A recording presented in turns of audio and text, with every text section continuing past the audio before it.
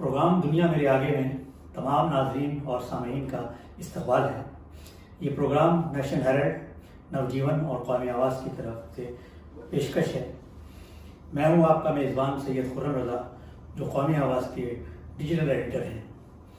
हमारे साथ मौजूद हैं मुमताज़ तजिया निगार सौरभ कुमार शाही साहब, जो आलमी सियासत पर गहरी नज़र रखते हैं, जिनके किए गए तजिए हमेशा दुरुस्त पाए गए हैं।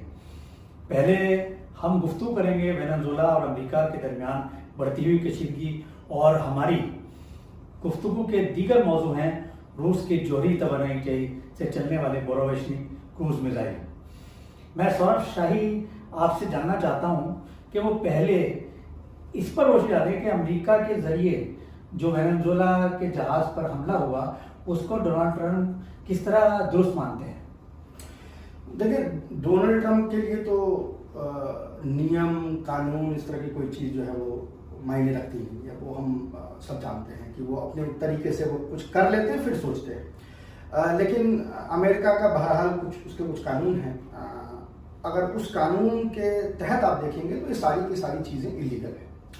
इलीगल यूं है कि अगर आप किसी दूसरे देश के टेरिटरी पे हमला करते हैं, यानी टेरिटरी से मुराद ये है कि उसमें उसका टेरिटोरियल वाटर भी शामिल है, 12 नॉटिकल माइल का। उसके लिए आपको अमेरिका ये कहती है कि आपको परमिशन लेनी पड़ेगी कांग्रेस की। बिना कांग्रेस के अप्रूवल के आप उस पर नहीं कर सकते जब तक कि इमीडिएट टेररिस्ट थ्रेट ना हो।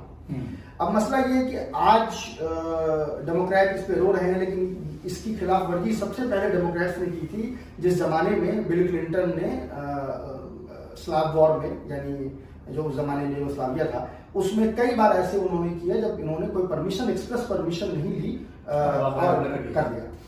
अब भाई रिपब्लिकन कह रहे हैं हम भी वही कह रहे हैं, हम भी वही कर रहे हैं, हम आपसे कहाँ डिफरेंट है। दूसरी चीज इसमें यह है कि डोनाल्ड ट्रंप का जो ये मेन फोकस है वो दो चीज है इस बार। एक तो आपको पता ही है माइग्रेशन का जो मुद्दा है, और दूसरा ये है कि अमेरिका में जो ये मंशियात इतनी बड़ी तादाद में जो फैले हुए हैं, लोग इतना ज्यादा यूज करते हैं ड्रग्स, उसको लेके उनको ये है कि मैं इसको ठीक करूंगा क्योंकि इससे सोशल अपहीवल हो रहा है। अब वेनेजुएला के केस में, हालांकि इसका कोई फैक्ट से लेना देना नहीं है, लेकिन वेनेजुएला के केस में उनको जो मार्को रूबियो है, उनके सेक्रेटरी ऑफ स्टेट, उन्होंने उनको ये समझा दिया है कि इनको टारगेट करने से दोनों चीजें जो यहाँ पे क्लियर हो जाएगी। कैसे? डोनाल्ड ट्रंप अमेरिका में बसे हुए 6.5 लाख से ऊपर वेनेजुएलन सिटीजन को वापस भेजना चाहते हैं, ठीक है, जिसमें से कुछ वीजा पे हैं, कुछ इलीगल हैं, मिक्स है। उन्होंने एक जारी भी कर दिया आदेश कि भाई इनको जो है यहां से निकाला जाए, लेकिन कोर्ट ने उसको रोक दिया। कोर्ट ने कहा कि भाई ऐसे नहीं निकाल सकते। किस बिना पर निकाल रहे हैं? तो कहा कि एनिमी कंट्री है। तो कहा कैसे एनिमी कंट्री है? क्या उससे आप युद्ध कर रहे हैं? क्या उसने आप पे युद्ध छेड़ा है? अगर एनिमी कंट्री आप वेनेजुएला को कहें तो कैसे, उसके पीछे क्या है लॉजिक? तो अब इनको ये लग रहा है कि अगर हम ये भड़काएंगे, लोगों को वहां मारेंगे, तो मजबूरी में उसको भी कुछ रद्द-ए-अमल करना पड़ेगा वेनेजुएला को। जैसे वो रद्द-ए-अमल करेगा तो आप जाके कहेंगे देखिए ये तो एनिमी कंट्री है, इसने हम पे हमला किया है, तो अब हम इस 6.5 लाख लोगों को निकाल सकते हैं। जनता वो जाएगी। एक वो, दूसरा ये कि वेनेजुएला का ये जो ट्रेड, मंशियात की ट्रेड है अमेरिका में, उससे कोई लेना देना नहीं है। ये प्राइमरी ट्रेड कोलंबिया और मेक्सिको से होती है। लेकिन कोलंबिया पे अगर आप हमला करेंगे, सिविल वॉर शुरू हो गया।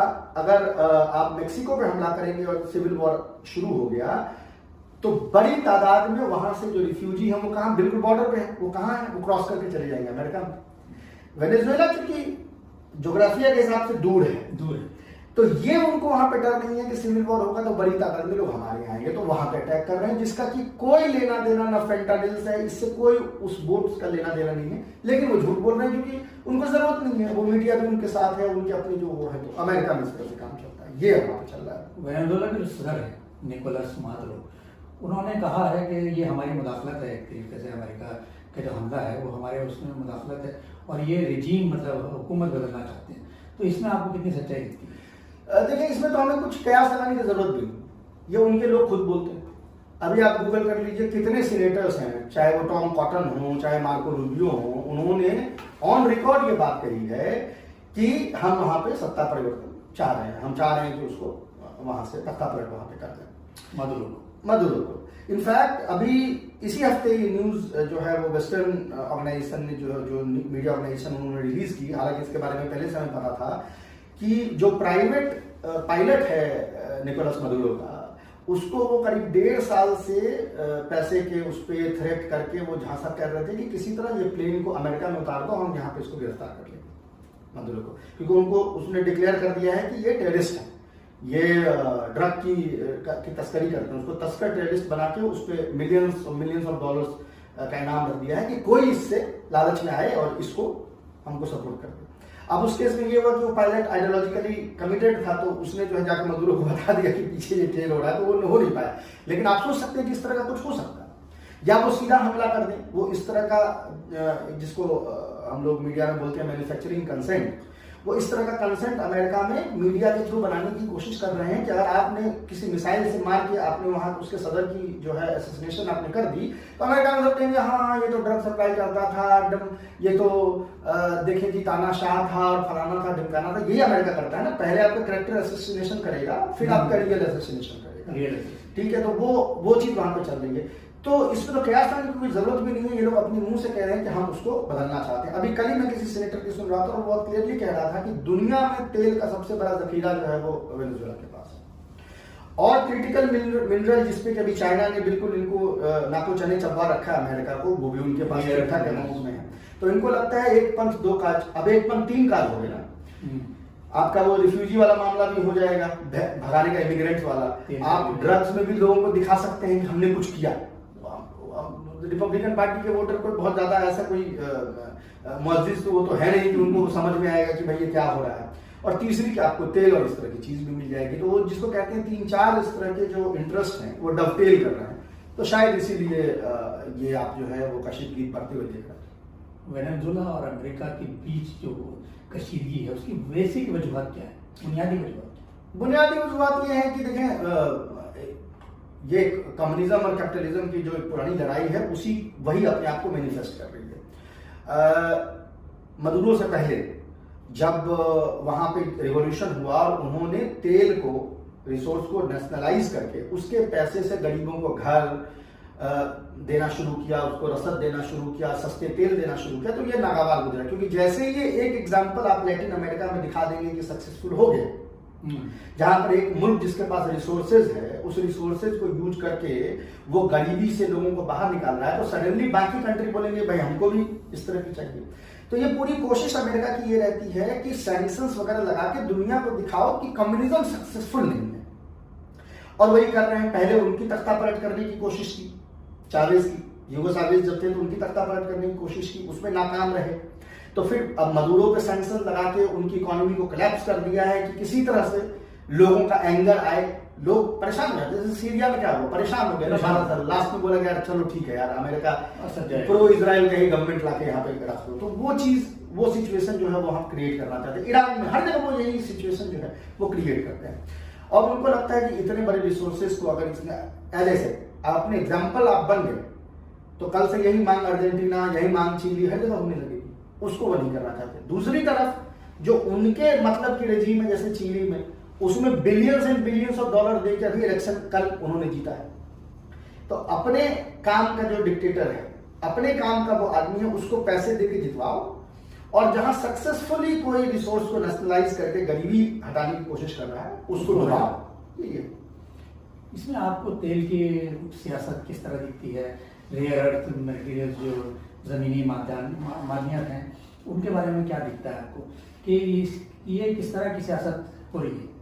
देखिए, तेल वाले असली मामला तो तेल का है। इसमें आप अगर जो सीनेटर्स इसमें सबसे ज्यादा एंटी वेनेजुएलन पोजीशन लिए हुए हैं, और जो बाकी सीनेटर्स का वाला जो कांग्रेस में है, तो चाहे वो मार्को रूबियो हो, चाहे वो टॉम कॉटन हो, उसमें आपको दो चीज नजर आएगी। अव्वल तो वो उस लॉबी के गुलाम हैं जो एक फ्लोरिडा लॉबी कहते हैं। फ्लोरिडा लैटिन अमेरिका में कोई भी देश जो अमेरिका के अगेंस्ट में है, उसकी जो अपोजिशन है, जो प्रो अमेरिका हिमायत जो अपोजिशन है, उसका घर फ्लोरिडा है।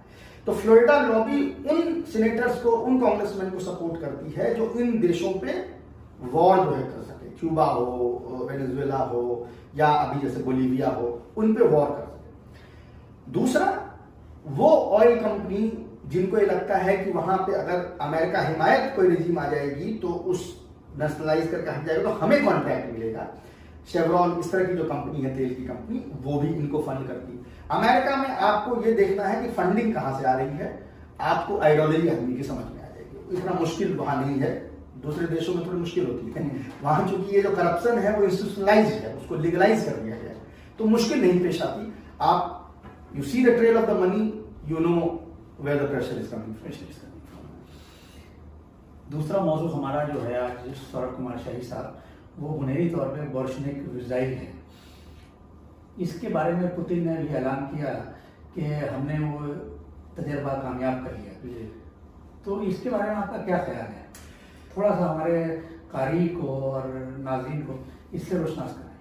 देखिए, मिसाइल नॉर्मली दो किस्म की होती है, क्रूज मिसाइल, बैलिस्टिक मिसाइल। मैं बिल्कुल इसको आसानी से समझाता हूँ। बैलिस्टिक मिसाइल, जैसा कि नाम सजेस्ट करता है कि वो बैलिस्टिक होती है, यानी उसको जब आप मारते हैं, जब छोड़ते हैं, तो उस समय उसको प्रोपल्सन की जरूरत होती है, रॉकेट की जरूरत होती है। एक बार जब वो मिसाइल ऊपर चला जाता है तो फिर वो खुद से जाता है और फिर जब वापस हिट करता है तो धरती के ग्रेविटी को यूज करते हुए वो हिट करता है।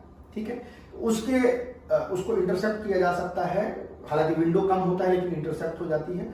उसके फायदे ये हैं कि वो बहुत दूर तक आप फेंक सकते हैं, मार कर सकते हैं उसका, लेकिन उसके साथ नुकसान ये है कि वो इजीली रडार पे आ जाता है। दूसरा, आपके पास क्रूज मिसाइल है, जैसा नेम सजेस्ट कर रहा है कि वो क्रूज करते हुए जाता है। क्रूज करने का मतलब हुआ कि उसमें परमानेंट जो है वो एक इंजन लगी हुई है, जो टर्बोजेट इंजन है, जो उसको क्रूज कराती रहती है। क्रूज करने से ये होता है कि आप जब वो उसकी फ्लाइट हो चल रही है तो रडार से बचने के लिए आप उसका रास्ता चेंज कर सकते हैं, उसकी वो खासियत है। लेकिन उसका नुकसान ये है कि चूंकि इंजन से चल रही है तो उस इंजन में जितना तेल होगा या जितना फ्यूल होगा, उससे ही सॉलिड फ्यूल है या लिक्विड फ्यूल है, उतना ही वो चल सकती है, तो उसका रेंज कम होता है।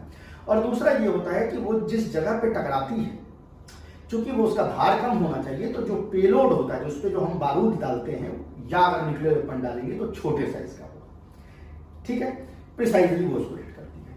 अब बुडापेस्टनिक जो है ये टेक्निकली तो क्रूज मिसाइल है, लेकिन इसके साथ खासियत यह है कि इसको क्रूज मिसाइल भी नहीं कह सकते। इसलिए नहीं कह सकते क्योंकि इसमें ट्रेडिशनल फ्यूल नहीं है, इसमें ट्रेडिशनल फ्यूल को न्यूक्लियर फ्यूल ने रिप्लेस कर दिया है। न्यूक्लियर पावर ने, न्यूक्लियर पावर का मतलब ही है कि वो घंटों, हफ्तों, हो सकता है महीनों हवा में रह सकती है।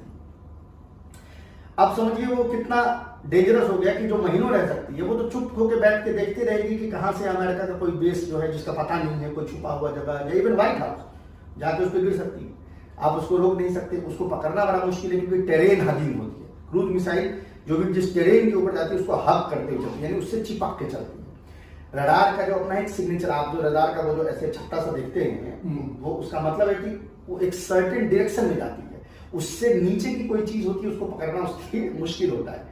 ठीक है, तो ये क्या कर सकती है, इतना नीचे चल सकती है कि 15 मीटर ऊपर चल सकती है, या मकानों के बीच से ऐसे ऐसे सांप जैसा घूमते हुए आपके पास पहुंच जाएगी, तो इसको डेंजरस बनाता है। दूसरा कि चूंकि अनलिमिटेड रेंज है, जब न्यूक्लियर कैपेबल है तो अनलिमिटेड रेंज, न्यूक्लियर कैपेबल कह रहा हूं, सॉरी, न्यूक्लियर प्रोपेल्ड है। हाँ, तो इसका मतलब ये है कि रसिया के किसी हिस्से से अमेरिका के किसी हिस्से को ये मार सकता है। तो अगर आपको पता भी है कि मिसाइल के बेसिस कहां हैं, कितने बेसिस हैं, आपके मिसाइल के रेंज से वो बेसिस दूर हैं, पर उसके मिसाइल के रेंज से आप नजदीक हैं, तो इसको कैसे काउंटर करेंगे? तो इसको मैं मानता हूं कि ये बहुत बड़ा एक स्ट्रेटेजिक चैलेंज अमेरिका को मिला है। ये ना भूलें कि अमेरिका इतने सालों से जो वर्ल्ड पावर रहा है उसकी सबसे बड़ी रीजन ये रही है कि वो एक तरीके से अमेरिका तो जजीरा है ना, एक किस्म का है, वो इतना दूर है कि उसके घर तक लड़ाई नहीं आती। 9/11 से पहले ऐसा कभी नहीं हुआ कि लड़ाई उसके घर तक आई, अभी भी वो बाहर दूर से लड़ता है। अब ये मिसाइल जो है इसने ये गेम बदल दिया कि अब हम लड़ाई को तुम्हारे दरवाजे पे ला सकते हैं। तो आप सोच सकते हैं कि इसका जो स्ट्रेटेजिक इंप्लीकेशन है वो तो है ही है, इसका मोरल इंप्लीकेशन, मोराल पे क्या होगा अमेरिका के, आप सोच सकते हैं कि पहली बार उसके राष्ट्रपति, अभी हमने मदुरो की बात की ना कि भाई ये डर है ना कि आप मिसाइल मारेंगे और मदुरो को उसके राष्ट्रपति भवन में आप मार देंगे। ये डर किसी अमेरिकन प्रेसिडेंट को तो नहीं था, सोवियत यूनियन के विघटन के बाद।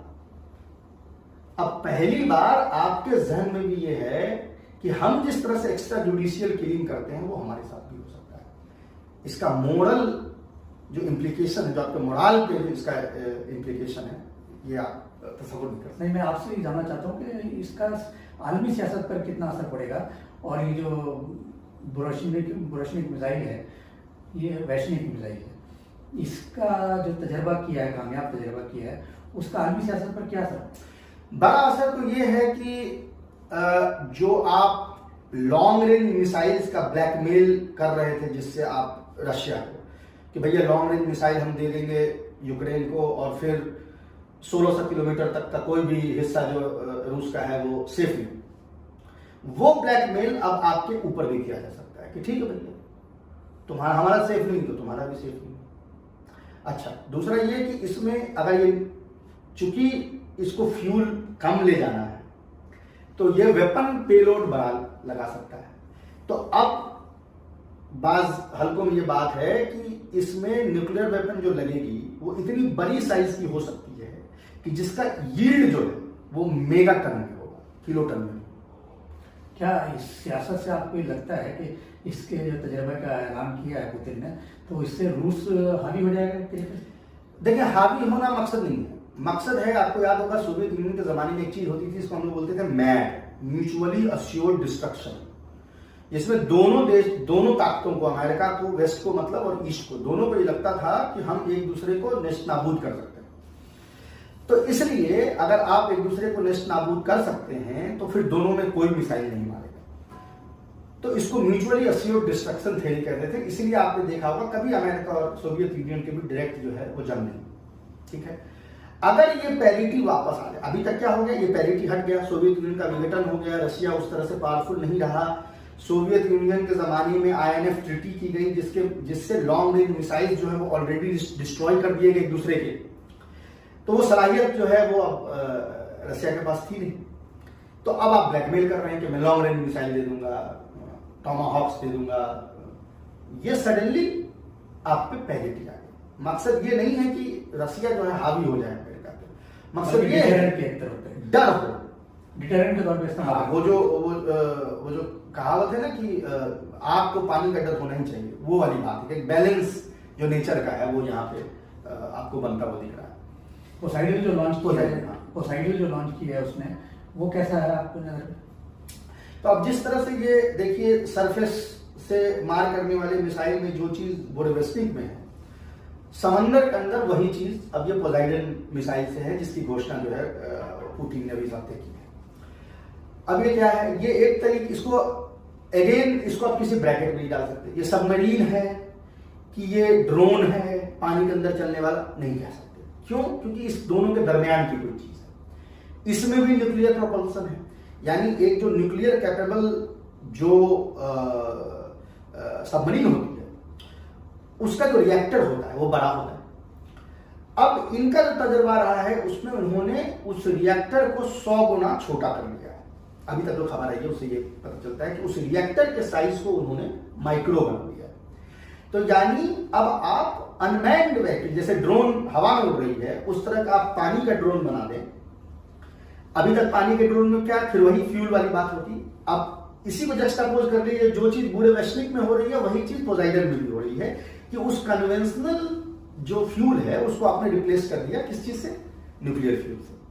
अब वो ड्रोन दिनों तक घूमता रहेगा, छुपा रहेगा, घूमता रहेगा पानी में, देखता रहेगा कि कब मौका लगे और तुम्हारे हम किसी सबमरीन को, तुम्हारे किसी युद्धपोत को, तुम्हारे किसी जहाजी बेड़े को हम उससे स्ट्राइक कर सके, हमला कर सके। एक चीज। दूसरी, अगेन फिर उसके साथ भी पेलोड बढ़ जाएगा। अभी तक आप उसमें तो लिमिटेड, हालांकि समंदर में इतना फर्क नहीं पड़ता, क्योंकि समंदर में बारूद का क्या मामला होता है कि उसने छोटा भी छेद कर दिया नीचे, तो पानी तो बाकी काम तो पानी कर रहा है, बाकी काम आपका वेट कर रहा है, मास कर रहा है आपका, सॉरी वेट कह दिया मैंने, आपका मास जो है बाकी काम कर रहा है वहां पे, आप अपने वजन से डूबेंगे, ठीक है। लेकिन फिर भी अगर बहुत बड़ा कोई, जैसे कोई एयरक्राफ्ट कैरियर को हिट करने के लिए अगर इस तरह की कोई मिसाइल आ जाए, इस तरह का अंडर वाटर UAV आ जाए, तो फिर सोचिए कितना डेडली हो सकता है। दूसरा, इसके सिग्नेचर्स, रडार सिग्नेचर्स जो हैं वो भी कम होंगे, कि आपके रडार पे नजर जो पहले आ जाता था उसका, क्योंकि हीट सिग्नेचर होता है ना इसका हीट अगर कम होगा तो सिग्नेचर आपको कम दिखेगा। तो कई सारी चीजें हैं इसमें जिसने जिसको आप कह सकते हैं कि स्ट्रेटेजिक एक जंप जो है वो रशिया ने लिया। हैविंग सेड दैट, मिसाइल का असली जो उसके कारनामे हैं वो तो चलने के बाद ही पता चल सकती है, जब तक वो युद्ध में यूज नहीं होगा तो तब तक पता नहीं है। लेकिन इसी को हम मिलिट्री की जबान में बोलते हैं स्ट्रेटेजिक एम्बिगिटी, कि हमको चलाने की जरूरत ही ना पड़े, हमारे पास है, इसी से तुम डिटर्ड हो, इसी से तुम डर जाओ, तो फिर हमको कभी चलाने की जरूरत नहीं पड़ेगी। और मकसद वही। ये थे हमारे मेहमान सौरभ कुमार शाही, जिन्होंने अपने बसीरत तमयज़ ख्यालात से, जिन्होंने अपने आलमी तजर्बे से आज हमें बहुत अच्छी गुफ्तगू से नवाजा। आखिर में हम आप तमाम नाज़रीन से और सामीन से गुजारिश करेंगे कि अपनी कीमती आरा ज़रूर हमें लिख कर भेजें ताकि हम इस प्रोग्राम को मज़ीद बेहतर बना सकें। हम अगले प्रोग्राम में दोबारा हाजिर होंगे और एक नए ज़ाविये और नई गुफ्तगू के साथ। तब तक के लिए मुस्बत सोच के जिंदा रखिए।